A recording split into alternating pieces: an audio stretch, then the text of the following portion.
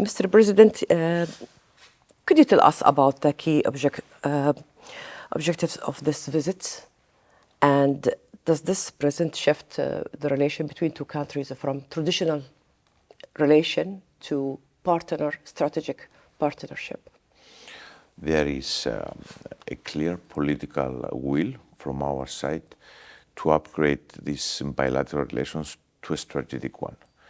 And I'm very glad that yesterday we signed 9 agreements, MOUs, that it's a clear indication that both sides, they want to do much more.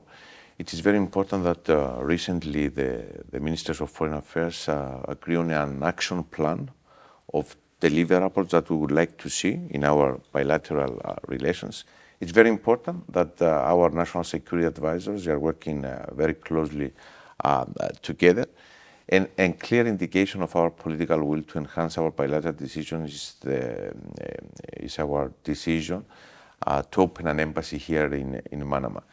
You know, as a small country, we don't have so many diplomatic missions, but we decided to open one here in Bahrain. And this is taking under consideration that only the 3 big member states of the European Union, Germany, France, and Italy, they have a diplomatic mission here in Manama.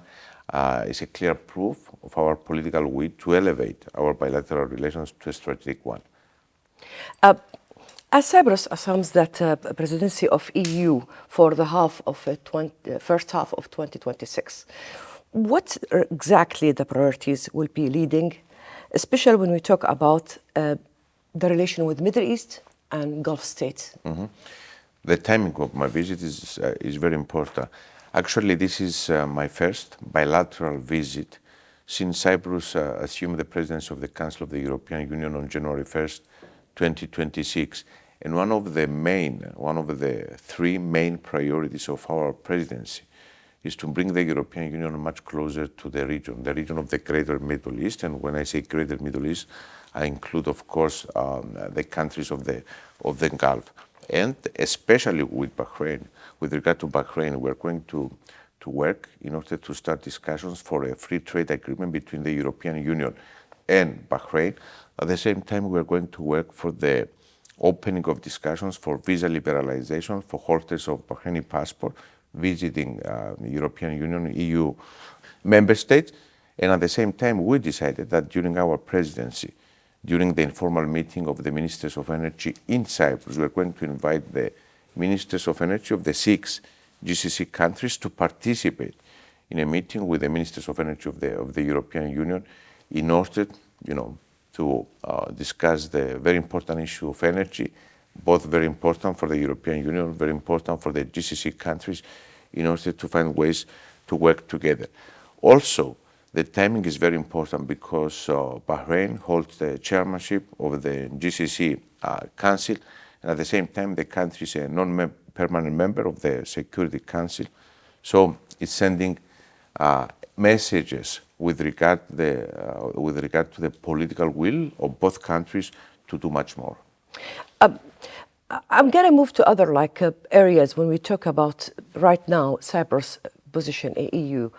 How you see the opportunity for cooperation when we talk about maritime security, energy, and trading between EU and GCC countries? Cyprus is the gateway for the countries of the region to do business in Europe. We're a member state of the European Union, but we are part of this beautiful region, a region with a lot of challenges, but at the same time with a lot of opportunities. At the same time, Bahrain for us is the gateway to do business in the GCC. As 2 small countries with a lot of similarities, always working on a positive agenda, we can play a very important role in bringing the 2 regions, the European Union and the GCC, together. And that was one of the issues that I discussed yesterday with His Majesty and also with His Royal Highness. In light of ongoing wars and regional tension right now, how Cyprus can play, let us to say, balanced role for stability? You know, the biggest advantage of my country is the fact that we are talking to all the countries of the region. And I'll give you a very important recent example. During the crisis in Gaza, for example, Cyprus was used from the international community in order to send humanitarian assistance, a much needed humanitarian assistance to Gaza.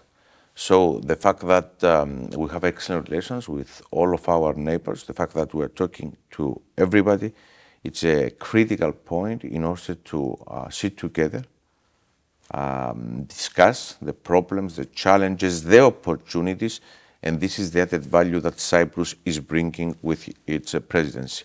At the same time, we are the representative of the European Union in the region, the member state that is closer to this region, and this is very important for us. It is our responsibility to raise awareness in the European Union about the importance of the greater Middle East. I'm going to also move to another issue, Cyprus issue, being unresolved for decades.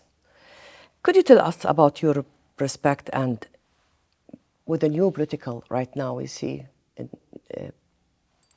with the presidency of EU, can we see like, let us to say, plan for eventual solution? Unfortunately, my country is under Turkish occupation for 51 years now. You know, the current situation cannot be the solution of the Cyprus problem. My country should be reunited, and this is my #1 priority. I'm trying my utmost, always on a positive agenda, in order to resume negotiations and solve the Cyprus problem based on the UN Security Council resolution. You know, we cannot change geography. Yeah, I know. And we need to find ways to work together, and from our side, and using also the presidency in a positive way, in order to create conditions of win-win conditions for all the parties involved, including, of course, Turkey, that holds the key for the solution of the Cyprus problem. We hope that we'll resume negotiations as soon as possible. As I told you before, and this is there is no any ambiguity on this issue. The current unacceptable status quo in Cyprus cannot be in any way the solution of the Cyprus problem. Your Excellency, I'm going to end with you with a few words for what you would love to say to the relation between two countries, how you're going to work from both sides for this relation in the future between Bahrain and Cyprus.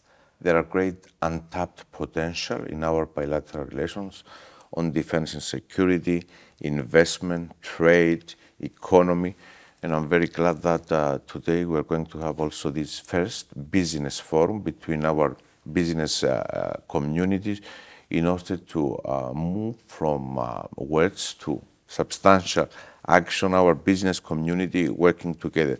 What we are doing as governments is to create the conditions, the necessary conditions for our business communities to work together. Thank you.